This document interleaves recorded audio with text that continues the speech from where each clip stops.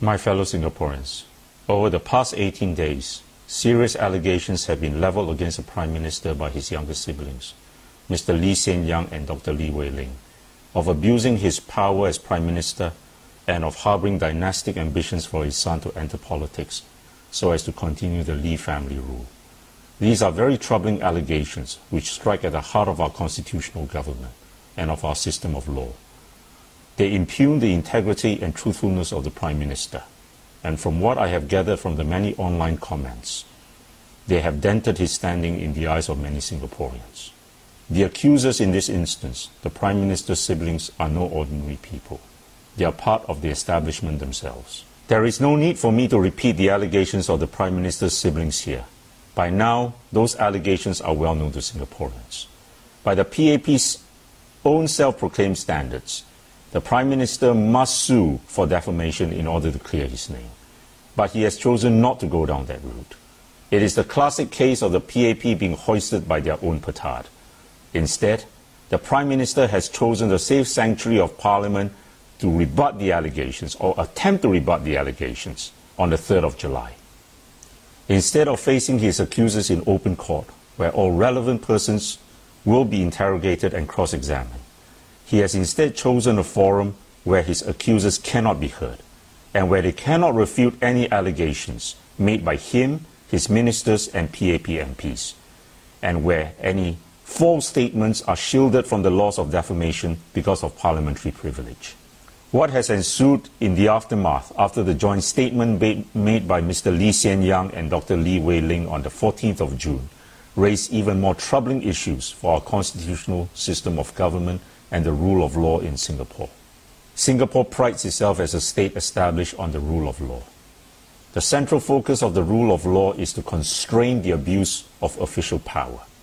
It conveys the idea of government not under man, but under laws. An Englishman, Dr. Thomas Fuller, said in 1733, "Be you never so high, the law is higher than you."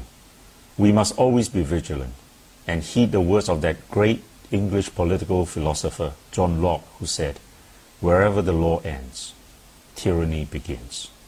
I have read the many thousands of online comments since the saga began, and I am heartened to note how Singaporeans vehemently reject any notion of unbridled and unaccountable exercise of state power in an arbitrary manner. Abuse of power is repugnant to Singaporeans. In a multicultural society where there are differences of race, color, religion, wealth, the rule of law is one of the greatest unifying factors in our nation and contributes to a sense of community. It is thrilling to see how the attempts by the PAP Internet Brigade to obfuscate and divert attention from the main issues have been drowned out by the commonsensical voices of good, decent Singaporeans who refuse to be distracted and to give in to fear. The voice of a nation, long suppressed, has found utterance. I shall explain in a subsequent video why the rule of law has not been adhered to in this entire episode. But for now, I want to add to the chorus of voices denouncing the Prime Minister for choosing Parliament as the forum to defend himself. Surveys have shown that between 94 to 97% of Singaporeans reject Parliament as the appropriate forum for the Prime Minister and his ministers to defend themselves from the severe allegations that have been leveled against them. Singaporeans are not stupid. We know that Parliament has no ability to be an impartial forum in this matter. Not when 83 out of 89 members of Parliament belong to the same party as the Prime Minister. By its nature, Parliament is a highly partisan arena. The fact that various ministers have stepped forward in recent days to defend the Prime Minister ahead of the parliamentary session on the 3rd of July dispels any notion that Parliament can be an impartial arena for the adjudication of this important constitutional matter on the 3rd of July. One of the most important aspects of the rule of law is the principle that justice must not only be done, but it must be seen to be done.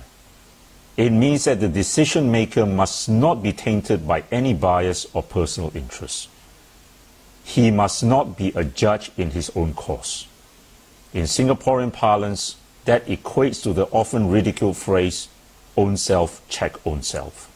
How is it possible for this principle to be adhered to in Parliament at this time?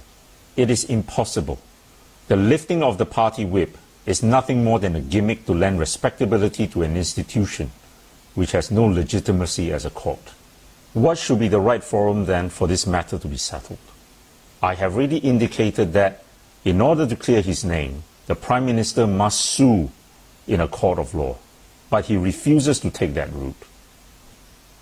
In the circumstances, our President, our elected President, must intervene and convene an independent commission of inquiry to look into all the allegations of abuse of power which the Prime Minister's siblings have made against him. I note from the Facebook post of Mr. Lee Hsien Loong on the 29th of June that the siblings have other revelations to make against him in due course. An independent commission of inquiry where all relevant parties can be called as witnesses, be represented by lawyers, and where all the evidence is recorded under oath is the only way to get at the truth. In such a setting, all witnesses are subject to cross-examination by opposing counsel and by counsel appointed to assist the Commission. For 17 years, I practiced law in Singapore. During that time, I conducted many cases and many trials in the High Court of Singapore. I cross-examined many witnesses, and I discovered for myself the truth of what an eminent American jurist, Wigmore, said. Cross-examination is the greatest legal engine ever invented for the discovery of truth. Parliamentary questions cannot take the place of cross-examination. I see that for the parliamentary sitting on the 3rd of July, the MPs have had to file their questions in advance, and we already know what the Workers' Party MPs are going to ask the Prime Minister. This is not a method by which the truth can be obtained. It is like a student being given the exam papers well in advance of the exam. None of the MPs will have before them the full facts of the case to come to a proper decision. I note that the Public Service Division poked civil servants on the Lee family saga. And when questioned by the media as to why it did so, it said that it was a matter that affected the integrity of the public service. In the circumstances, I do not see how the President can refuse not to intervene and to convene an independent commission of inquiry. It goes to one of his two duties as President, to safeguard the integrity of our public service. Singaporeans must demand for this independent commission of inquiry and must not allow this matter to rest so easily. The refusal to convene such a commission of inquiry will lead to a further deterioration in the public's confidence in the integrity of our public service and of our public officials, including the Prime Minister and his ministers. As for the parliamentary sitting on the 3rd of July, Singaporeans should not recognize its legitimacy as a forum to decide on the issue of abuse of power. I would urge the Workers' Party to adopt a similar position and to ask the President to convene an independent commission of inquiry.